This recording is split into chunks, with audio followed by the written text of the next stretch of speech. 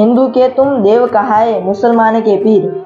दोनों दिन का झगड़ा छिड़ गया तो है न पाए शरीर। दोस्तों 6, 7, 8 फरवरी में कबीर परमेश्वर जी के 507वें निर्वाण दिवस के उपलक्ष्य में संत रामपाल जी महाराज के सानिध्य में एक महासंगम का आयोजन सतलोक आश्रम सोजत सहित अन्य 10 आश्रमों में किया जा रहा है। इस विशाल भंडारे में आप सहपरिवार आमंत्रित हैं। इस समागम में बहुत से कार्यक्रम भी आयोजित होंगे, जैसे दहेज मुक्त विवाह, आध्यात्मिक प्रदर्शनी, रक्तदान शिविर, विशाल भंडारा, निःशुल्क नाम दीक्षा, संत गरीब दास जी महाराज जी की अमृतवाणी का अखंड पाठ।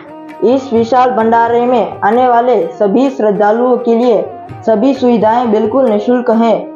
तो दोस्तों आना ना भूलें। 6, 7, 8 फरवरी सतलोक आश्रम सोजत, जिला पाली, राजस्थान।